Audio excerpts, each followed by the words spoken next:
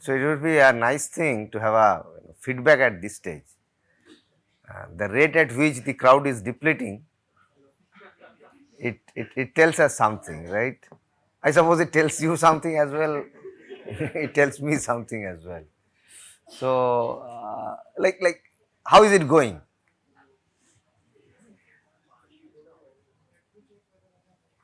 Honest answers welcome. It's like, yeah, a little fast. I should go. You mean to say that I should go a little fast? Oh, I see. I see. So I should go slow. Okay. Yeah, this is one feedback. Others? Yeah, you said something. Writing is too much. Meaning?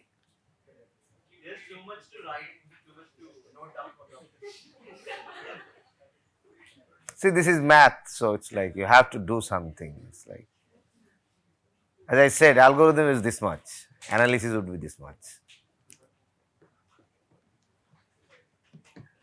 That I cannot help, but your suggestion I can possibly, yes. Any more?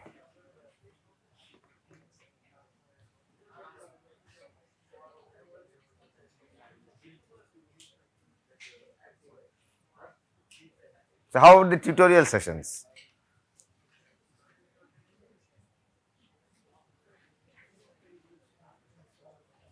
See, in mathematics, the point is, it's not that only you have to understand, you have to get used to it.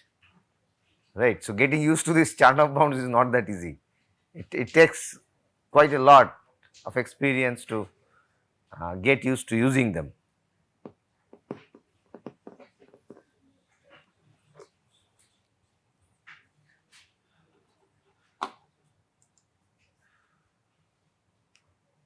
But there may be one reason for people not coming. It's like whatever is going on is not sufficiently interesting for them, right? Maybe. Yeah. Anyone in the hall now who was not there in the morning? Because it will be a continuation of what I discussed before lunch. So, anyone in here who was not in my morning session? Right, everyone was there. So, it's a, I presume it's a subset, right?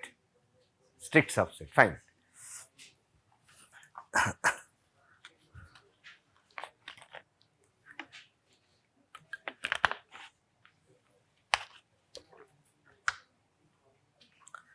So, I mean, one reason I write, I mean, to answer your question, one reason I write is as because these things are mailed to you. I can go on like a storytelling session, right? Take this probability, take that, put that in Markov, put that in Chebyshev, the variance goes down, done. But then when you go back, you have nothing to read, right? That is one reason probably I am putting things down so that, and Professor Somasundaram has made arrangements to mail them to you so that you have at least something to, some reference points, because for most of them there is no textbook, there are some lecture notes, some papers, stuff like that. So, it would be a good point to have some references in front of you, and that is one of the reasons I keep writing. Anyway, so as you want me to talk more and write less, let me see. Right. So coming back to so continuing from where we left in the morning. So is the idea clear, right? Then again there will be a boring analysis, because theory is all about giving you guarantees. That I like, without a guarantee an algorithm is nothing but a heuristic.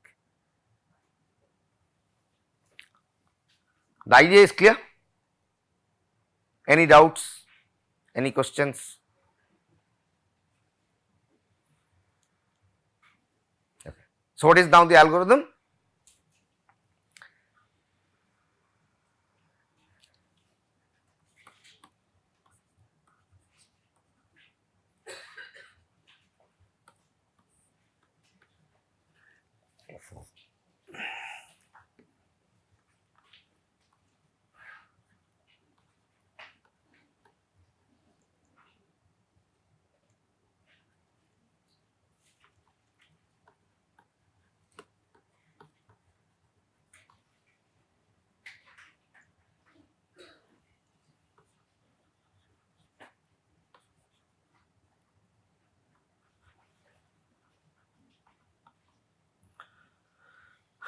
choose a suitable hash function. Now, what do I mean by suitable here? I can straight away give you that hash function. I will not give you. What I do is I hold back giving you this particular hash function, and as we go along the proof, you would see that as the sequence of steps in the proof goes through, there would be a step where you need to jump from one step to the other, you would need the hash function to be of a particular kind. Otherwise, the proof will not go through. So, then you would understand that that is possibly the reason why the hash function was chosen like that. Okay. So, you choose a suitable hash function, its role is it takes members from the universe. Earlier I just wrote n, yeah, okay, fine. To some value, maybe let me stick to a notation, yeah.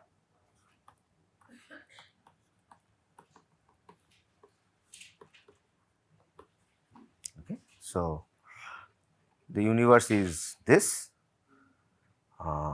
and you suitably map to some m. Now, you obviously understand your m needs to be greater than d, the number of distinct elements. So, make it suitably larger. So, this is a design issue and you know that this hash functions has, so it is like essentially they would be kind of a polynomial over certain things, and then you take a mod of over this m, so that all values come in this range 0 to m minus 1. Okay.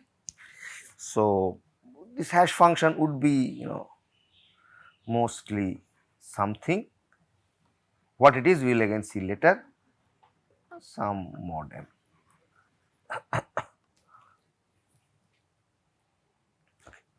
So, you choose this suitable hash function. Now, this is your space. So, your space is required to store the hash function.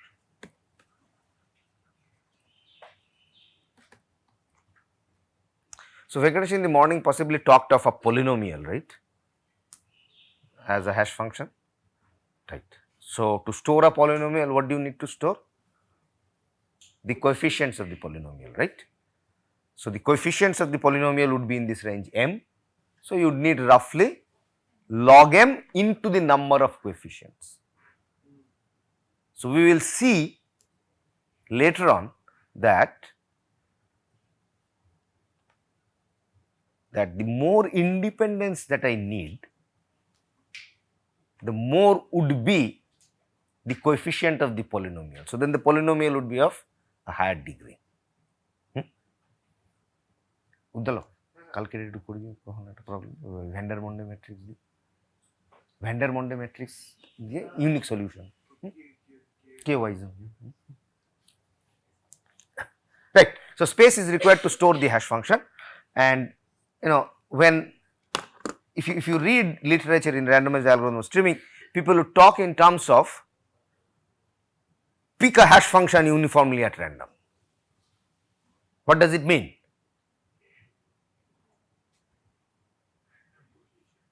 Right. So, pick a hash function uniformly at random does not mean that you have a bag of functions and from which you just pick one function. So, it essentially means choosing these coefficients uniformly at random within a range, right. So, the moment you fix those coefficients randomly, you get a random hash function.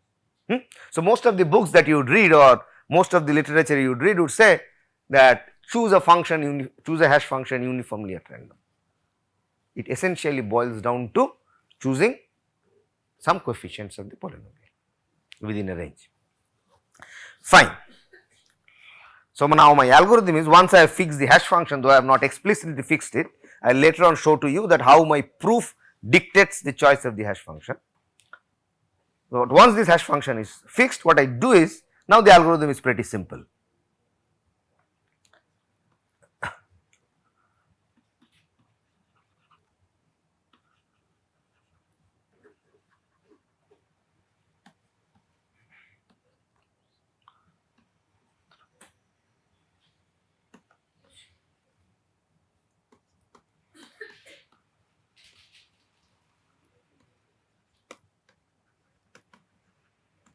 Take the minimum and use the earlier idea. Now, when I say earlier idea, I mean actually this. Done? Pretty simple algorithm. The only space that you need is to store the coefficients of the hash function. Right. Now, I want to give a guarantee. Okay. So see the issue is epsilon delta is one kind of guarantee. There can be other kinds of guarantees. Here I would give you a guarantee like this, that the number of distinct elements that you report is within a constant multiple of the actual distinct elements. So, say for example, d by some constant C1 and C into some constant C2 into d. So, your estimate would lie within this range, right. So, I will give you a guarantee like this that the estimate that you give is within a range, right. And I will try to bound the probability of this event.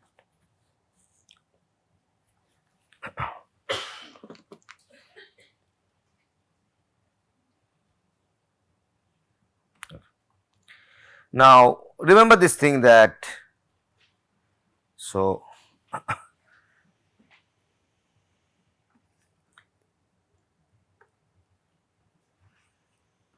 if your stream was this,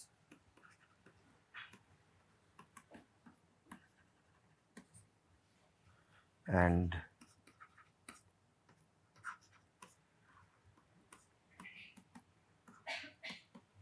these were your hash values, but basically I would be dealing with not this many, but d many.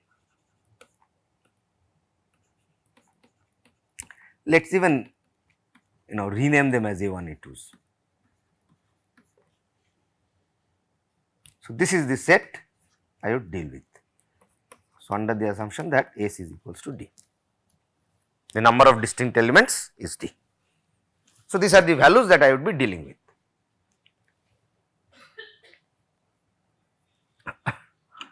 And as a property of this hash functions, that it kind of distributes this. So, your earlier universe was this 1 to n, which has now been pushed to a universe of size 0 to m minus 1, but these values HA1, HA2, HAD, these D values are now kind of with high probability distributed uniformly in this range 0 to m minus 1, right.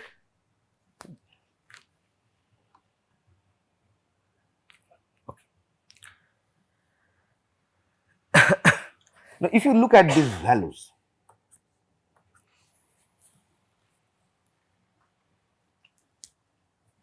what are they?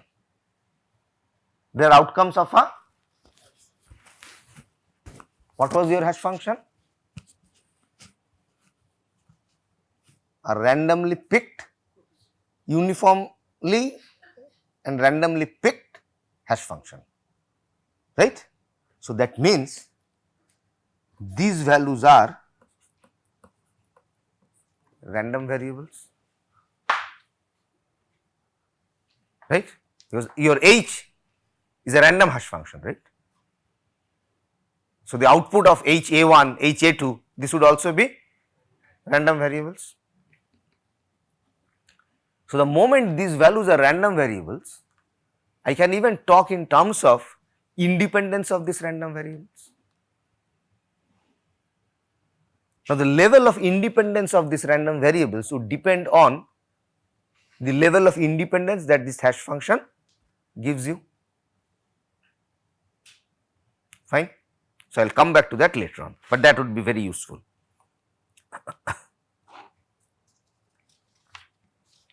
So, what is the degree of independence that I need is crucial. That is crucial for space, that is crucial for the proof to go through.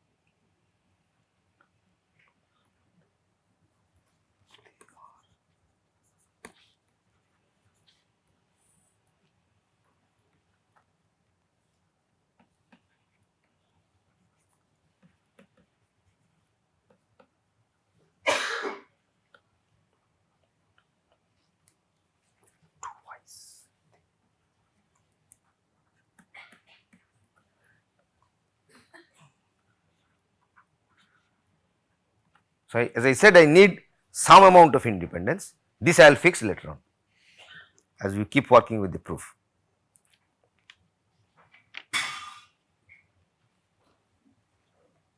Okay. So, what do we show?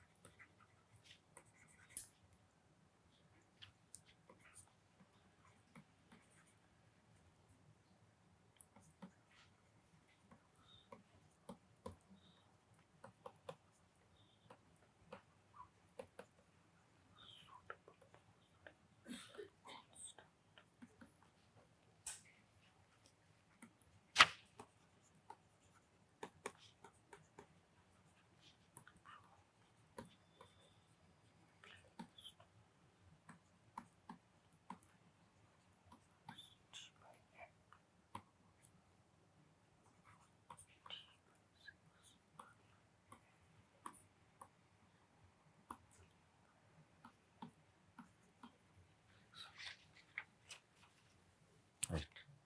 Mind you, this was your estimate d hat.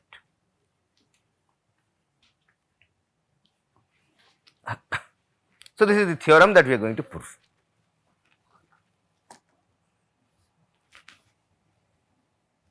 So, C you can assume 100, 500, something like that.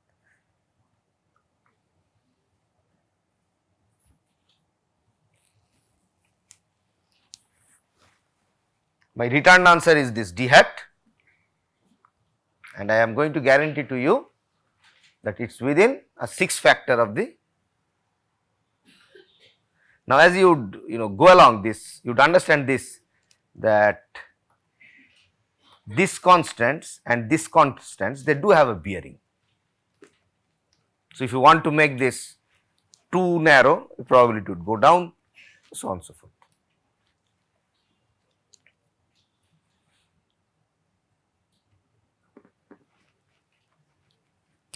So, do you have any doubts about understanding this theorem before I attempt a proof? Now, in this proof, I will use a fact which Uddalok pointed out to you in a tutorial where he was doing this. There exists, and he was taking unions, right? This I will bring in here because there is minimum in here. Yeah? There you did maximum. Here also I'll use an argument similar to what you did. Okay. So the theorem statement is okay, right? Let me now attempt a proof.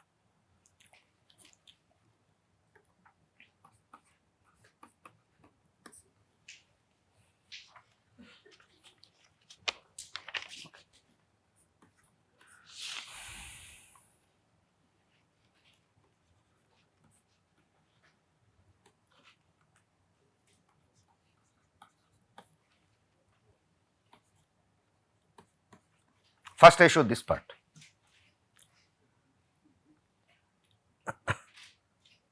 So I am looking at this m by min. In here it was this, right, less than. So for me it would be better trying to prove within a range.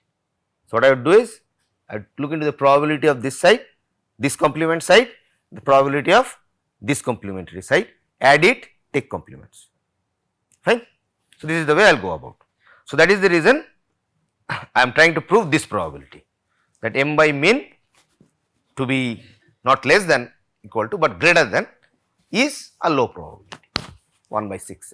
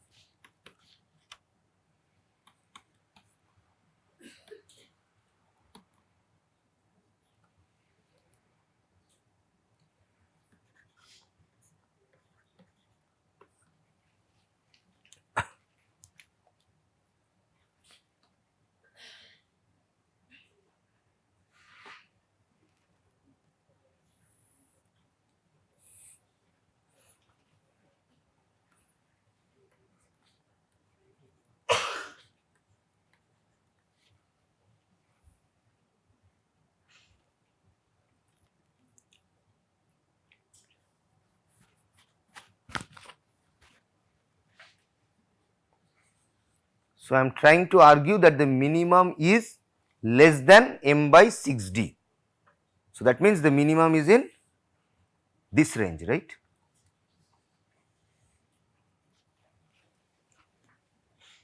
Right.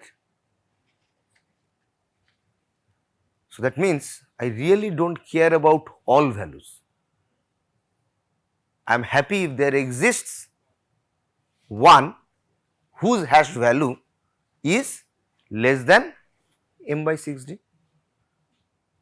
and that exactly brings me into the situation that Uddalok discussed in that day's tutorial. So I can take unions and then I can take a union bound. So did you get this idea of the proof? Fine. So now just I go through the motions.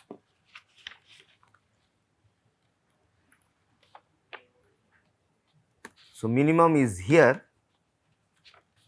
if there exists an I such that HBI is less than equals to m by 6d.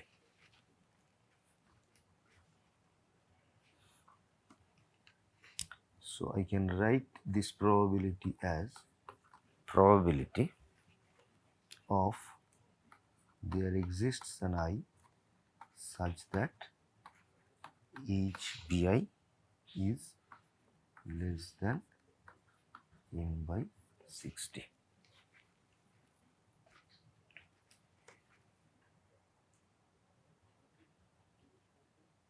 It's I can do it in here. So now what I do is I straight away jump to this sum.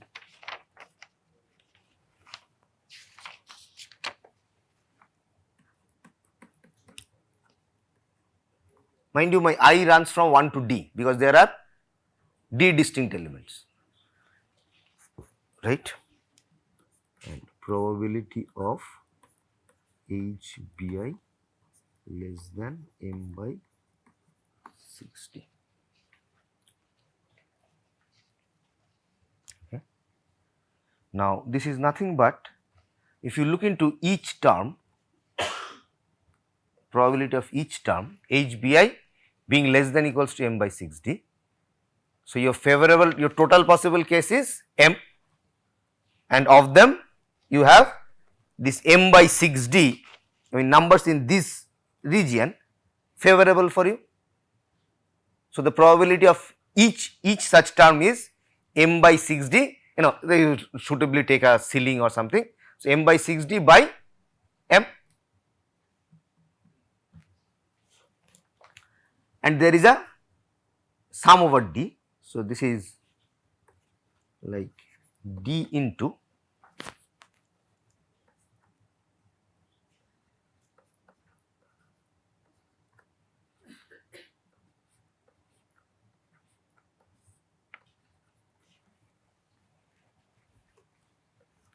if you do this sum, it would come out to 1/6 plus D by M.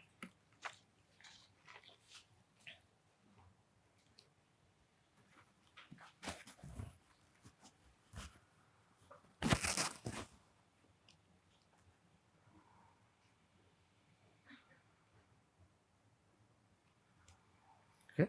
So I set out to prove less than equals to 1 by 6, but I proved it like not exactly, but 1 by 6 plus D by M, a little bit more. So I have proved a probability. Fine.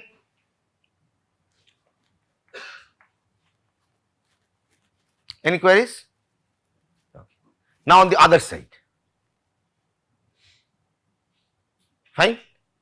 On the other side, so if now the mean has to lie on the other side greater than, so that means each and every element should be greater than, that would get to a intersection, and as because you have independence, that would get to a product, right. So that would be the next line.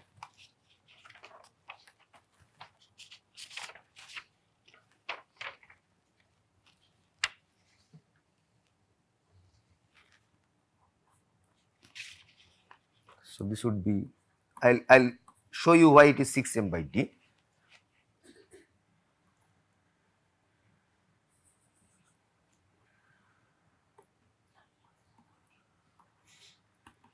So mean is here if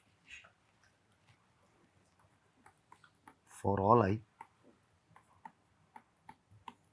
HBI is less than equals to 6M by D.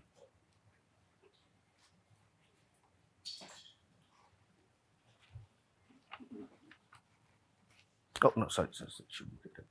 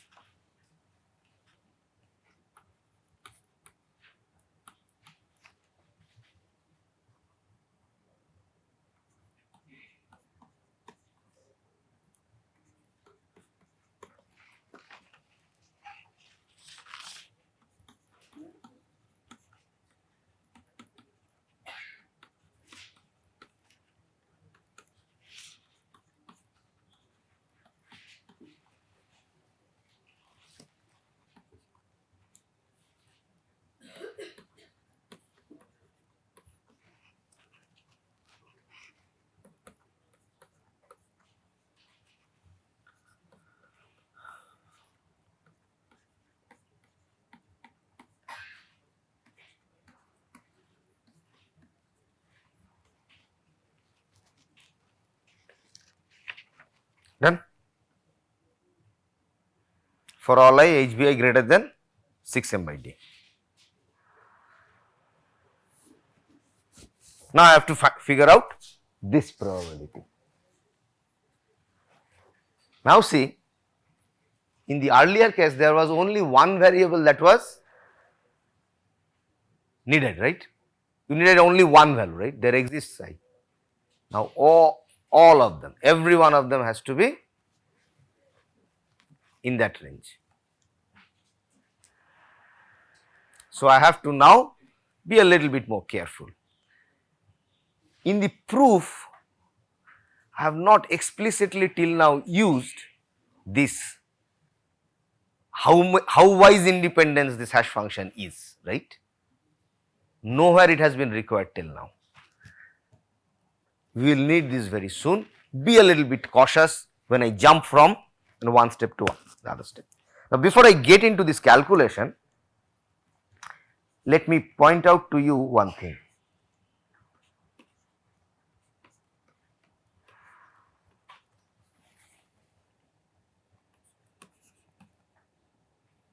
So say for example, these xi's are independent, then what I could do? Add their individual variances.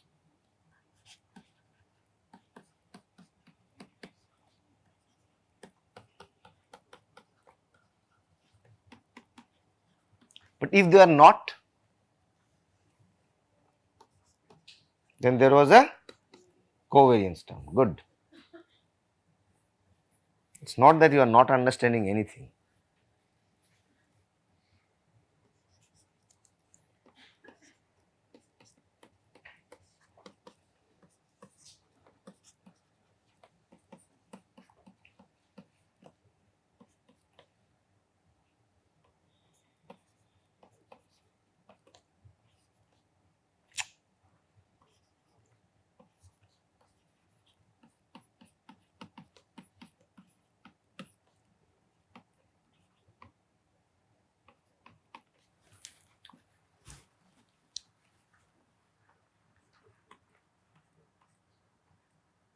I mean for general exercise, fine.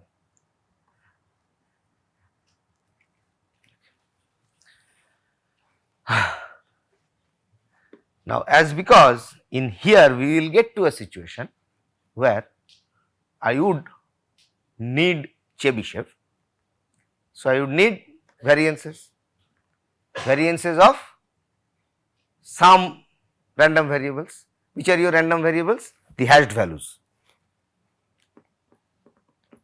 Now, if these hash values are independent, now you know there is a level of independence, right? If I give you n random variables or n events, they can be two-way independent, they can be three-way independent, they can be fully independent, right? But notice this fact that in this bunch of n random variables, if they are just two-way independent, I am not bothered to get level of independence to be more. I do not even require three-wise independence. If these random variables are just two-way independent, then this covariance term would go to 0, because covariance is just pairwise expectation of x minus xi and y minus something. If I have this amount of independence from my hash functions, then this covariance term would get to 0, and I can now write variance of sums as sum of variances. This theory would actually force me to use a particular kind of hash functions. So, when I go through these calculations, you would understand that where exactly I need it, but the underlying theory is this, that at some stage I would have this, and I want to in that proof write it as this. But as you now know from this theory that just two-way independence allows you to write this. Fine. So, with this knowledge we get into the proof. What we have to prove is proof.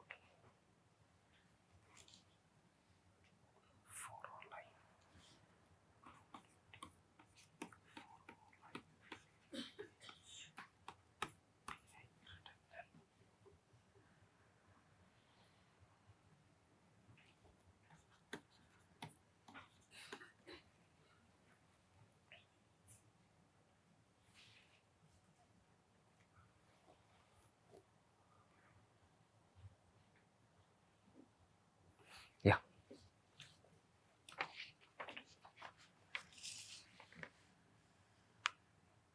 So, we now define indicator random variables for each I.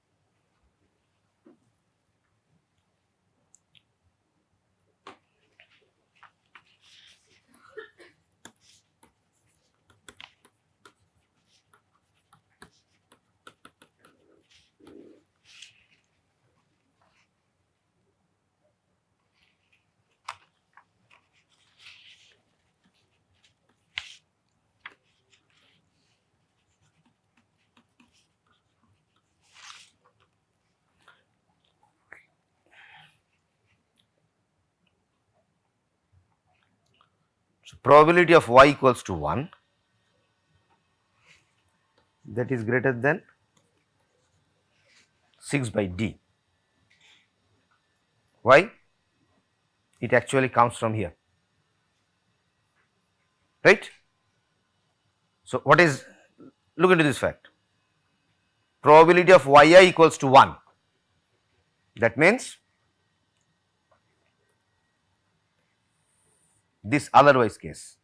So, that means HBI less than equal to 6m by d. So, that means you are within this range. So, your favorable cases is 6m by d and your total cases is m. So, this probability is okay, fine. So, if that be the case, then your expectation of yi is also equal to this, and hence your expectation of y is greater than equals to 6.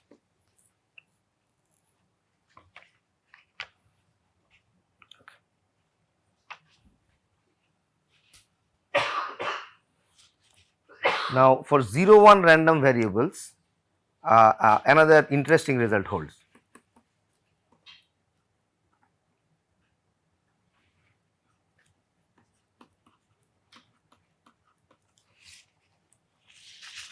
If you look into its variance,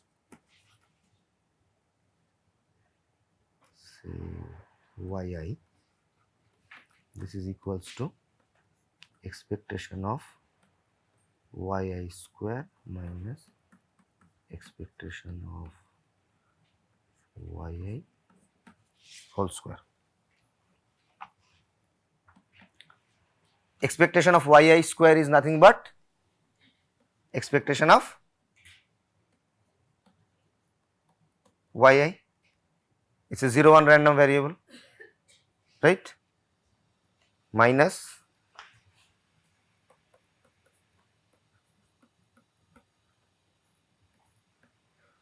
whatever the expectation of yi may be, this is a positive quantity because this is a square. So, this is less than expectation of yi, right. So, this is a nice property of 0, 1 random variable. You can bound its variance with its expectation, and expectations are always easier to calculate than variances. So, these are like little tricks from probability that helps.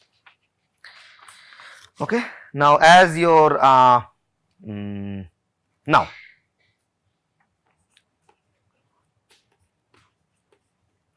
I also want to write this.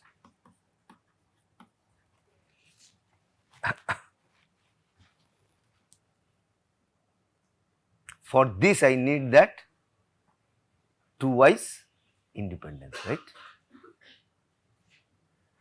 Because a variance term will always have a covariance term, because this is now variance of a sum of 0 1 random variables. If I make it 2a independent, then this covariance term will go away, and variance of y would be nothing but sum of individual variances. Each one of them is upper bounded by their corresponding expectations. So, I can write this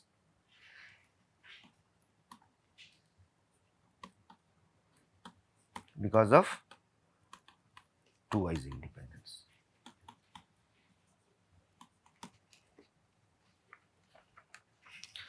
And you can also say that variance of y is nothing but equals to d of variance of any yi, because of the same thing.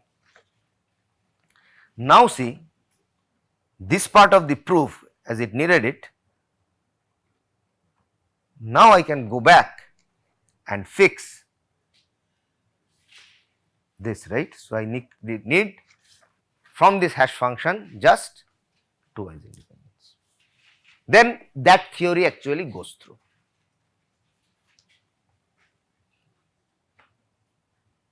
So, if the hash function is two wise independent, then that means that the random variables that this hash function will throw up is two wise independence, and then I can play around with their variances in that way I showed.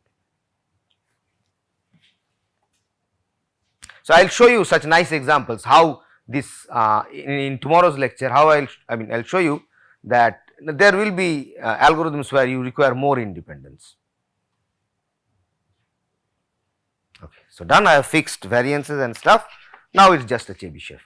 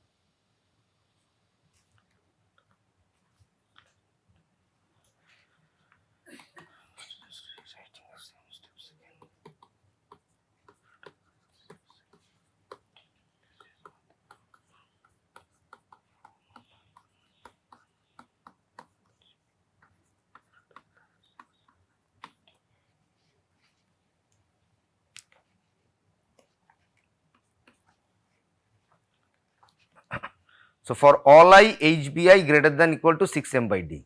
So, that means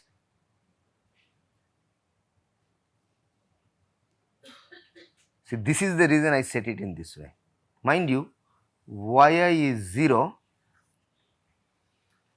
when HBIs are greater than 6m by d, and your y is summation of yi's.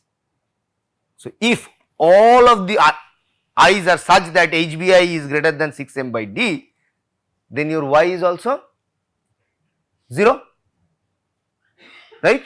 Mind you, all of your HBI's, your i's are such that all of your HBI is greater than 6m by d. So, all of your HBI's are lying in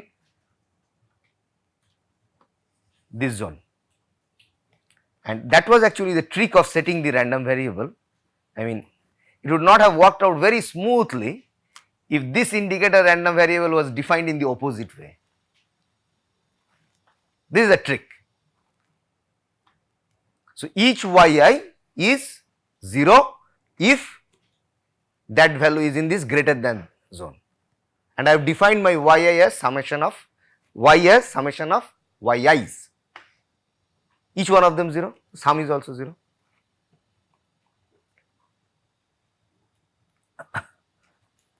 So, this is probability of y equals to 0. Agreed? Any doubts in this? And this actually, this y equals to 0 probability allows you to apply Chebyshev like this, because what I can now do is subtract y expectation of y from both sides, right. So, then on the right hand side you will get an expectation, on the left hand side you have y minus expectation y, perfectly in the form of Chebyshev. So, this is a trick that you should remember, that if you want to apply Chebyshev, getting to a form of probability that the random variable is equals to 0 is a nice form. If you can set up your math in this following way, such that it turns out that the probability of the random variable y is equals to 0, then Chebyshev goes through smoothly.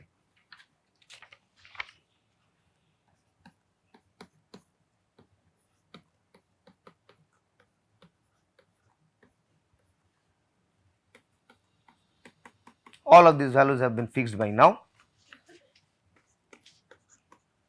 So, this is variance of y by expectation of y square, which is nothing but 1 by expectation of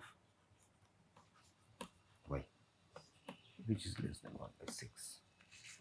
I have already proved expectation of y to be greater than 6.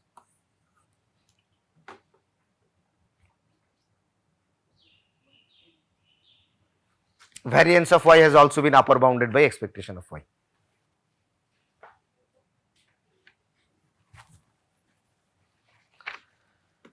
So, this was my part B.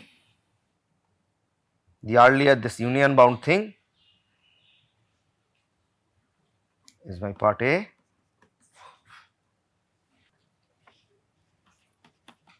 So, this is my conclusion.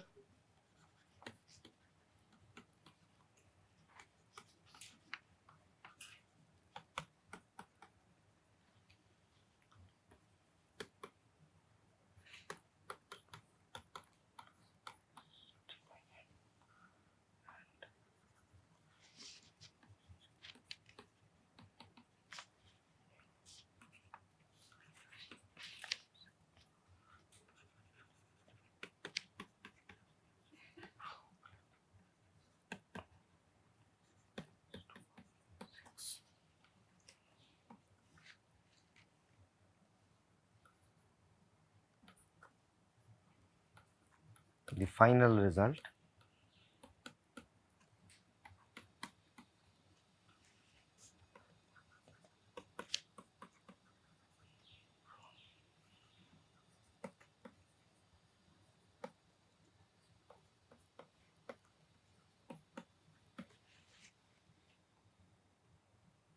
why? Because it is a complement event. So, 1 minus 1/6 plus d by m plus 1/6.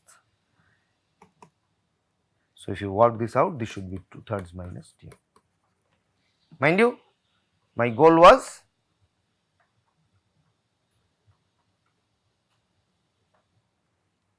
so this is where your m by d is possibly somewhere. My goal was to fix the probability within this zone, right. What I did was I fixed these two probabilities, took their sum, did a complement. That is why I have this expression. So, that is the final theorem. So, the algorithm is now pretty simple. Your theorem proof has dictated the amount of independence that is required out of your hash function. So, you use these two wise independent hash functions, make your stream just go through it, calculate its minimum and plug into that equation, you are done. Probably you have not studied a simpler algorithm than this, right. Two more things I wanted to do, because I would be here only this week. So, one was this heavy heaters.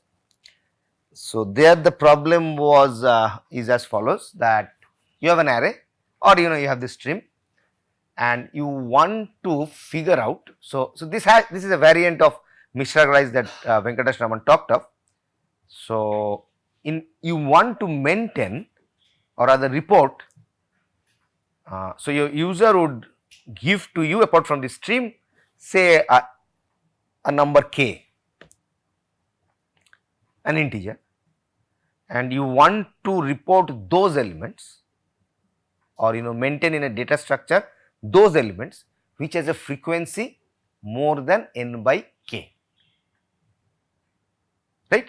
So this is actually a generalization of majority. So if you set your k to be 2 or something 2 minus delta where delta is very small, then that is a majority problem, right, because your majority is 1 which is more than n by 2.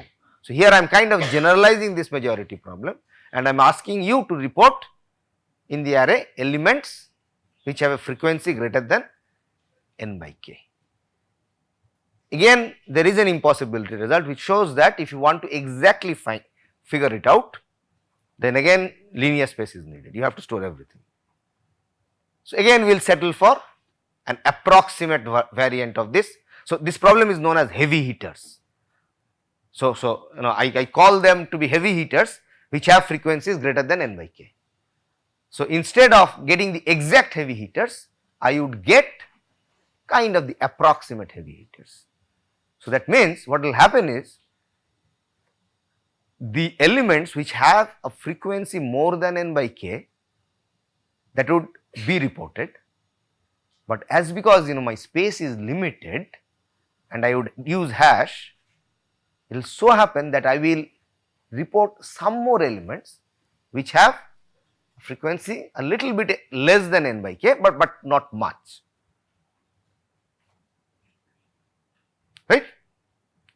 So that means I will not miss any sure elements, no false negatives, but I will report some false elements, but I will again give you a guarantee that those false elements are not much way off, they have a good frequency. So this will be one problem that we will study. The other problem is a classic paper, I mean which actually set up this field of streaming more. Now this was in somewhere in mid 90s, this is known as this Alon Matthias Szegedy frequency moment, second frequency moment problem. It is one of the most beautiful algorithms that you would ever come across streaming. So that I will do in the second half. So this is on the agenda for tomorrow. Of them, this Alon Matthias Szegedy is kind of a beautiful elegant algorithm that I would even if you miss everything, I think I would suggest that you attend that one. So you asked me to deterministically stop, but I went on for some time. So these are what is going to come up tomorrow. So those of your friends who have not come, if they are interested, ask them that this is the trailer of the movie for tomorrow. Okay, Professor, I stop here.